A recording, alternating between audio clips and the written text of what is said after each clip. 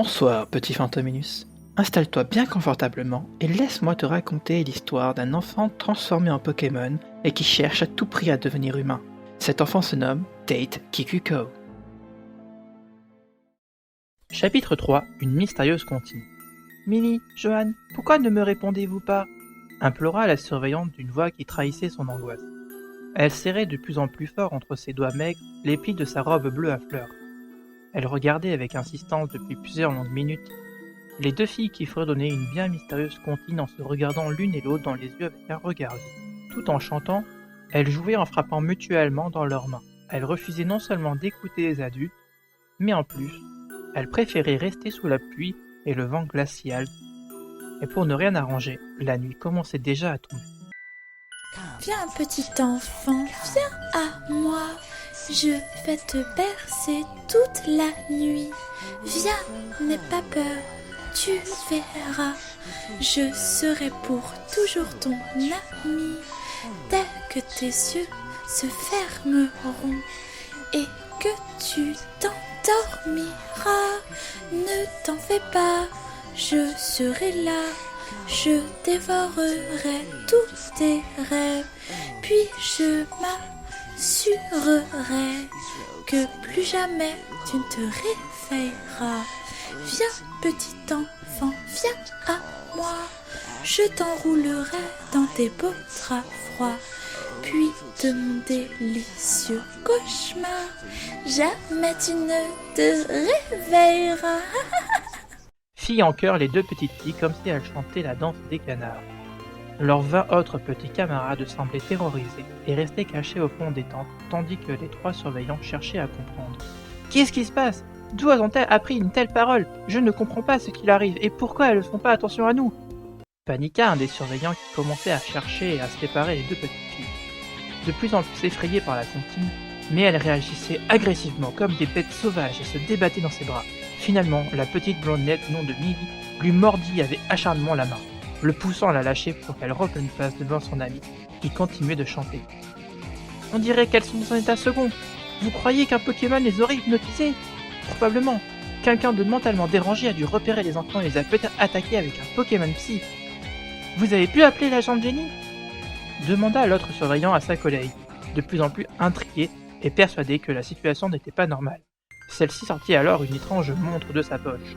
Cet objet s'appelait un Pokématon. Il lui servait de téléphone portable, mais aussi de mini-ordinateur. C'est un objet bien pratique quand on voyage beaucoup dans le monde des Pokémon. Je ne sais pas si c'est à cause de la tempête ou qu'il n'y a aucun réseau, mais je ne capte rien du tout. Impossible d'envoyer le moindre message ou coup de fil, grimaça la jeune femme. Regardez! Cria un des enfants dans la tente. Tout le monde se retourna pour voir un taureau arriver tout seul au galop vers eux. Les surveillants le reconnurent tout de suite, c'était le taureau de Fergus. « Ce n'est pas normal, il a dû lui arriver quelque chose », dit un des surveillants qui cherchait du regard une trace de ses deux collègues. Tate, le fils de Fergus, avait entendu sa remarque et avait bien reconnu le Pokémon de son père. Inquiet, il commença à se poser beaucoup de questions. Il se tourna alors vers son ami qui était toujours présent pour l'aider quand il voulait faire les 400 coups. « Sid, je dois aller chercher mon papa. Donne-moi un truc qui fait coupe-coupe. » dit-il à un jeune gamin en cheveux verts et habillé avec un affreux en laine jaune, poussin tricoté par sa mère. « Tu veux mes ciseaux carapuce ? Mais tu me les redonnes après, hein, parce que ce sont mes ciseaux carapuce. C'est ma maman qui me les a achetés en plus. » fit-il tout en cherchant à voir les yeux de son camarade qui était caché sous une mèche de cheveux noirs bouclés. « Fais voir, tu sais ce que je ne te volerai jamais de quelque chose d'abord, » fit Tate, vexé par sa remarque. « Tu m'as déjà pris mes crayons là, et je les attends toujours. » « Mais ce n'est pas moi, c'est Adeline, elle le fait tout le temps. Et elle m'a volé aussi ma gomme, c'est une méchante. » Pesta Tate, qui avait oublié qu'il n'était pas tout seul. « C'est pas vrai, je vais le t'y remettre si vous continuez !» protesta Adeline, mécontente, qui avait entendu la conversation. « C'est mon papa le maître, je dois aller le chercher. Dites pas au grand que je suis parti. » dit Tate, qui attrapa des mains de Sid la paire de ciseaux et découpa un passage à l'arrière de la tente. Il s'y glissa, puis partit en courant dans la direction de la jungle. « Madame, il y a Tate qui est parti !» cria Adeline à la surveillante. Décidée à se venger pour l'avoir balancé, mais il était trop tard. Tate avait déjà pris la poudre d'escampette. Les trois surveillants semblaient maintenant dépassés par les événements entre le jeune Kikuko, qui était parti tout seul à la recherche de son père, et les deux petites filles qui étaient sous hypnose. Et pour couronner le tout, la nuit était déjà en train de tomber. L'horizon s'assombrissait de plus en plus au fil des minutes qui passaient et on y voyait de moins en plus clair. De plus, la tempête ne se calmait pas. Bien au contraire, le vent de la pluie continuait de bombarder. Cette petite excursion scolaire était sur le point de virer au désastre. Le jeune Ted Kikyo est bel et bien parti, il est sûrement allé chercher son père, fit avec pessimisme un des surveillants qui avait constaté son absence. Visiblement, les trois accompagnateurs étaient en train de céder à la panique. « Mais qu'est-ce qu'on va faire ? Qu'est-ce qu'on va faire ? Les téléphones ne passent pas, il fait nuit, le professeur Chen n'est pas là pour nous venir en aide !»« Calmez-vous Elsa, calmez-vous, nous devons trouver une solution. »« Mais on ne peut pas laisser le jeune Ted tout seul dans la jungle au beau milieu de la nuit, c'est de la folie. Il va se faire dévorer par les Pokémon sauvages !» cria la surveillante d'horreur. Le surveillant le plus calme des trois se mit à réfléchir quelques secondes avant de sortir une Pokéball de sa poche. On ne peut pas se permettre de laisser les enfants sans surveillance. Il faut mieux qu'on reste tous les trois au cas où celui qui a hypnotisé les enfants reviendrait. Je vais envoyer mon renard à sa recherche.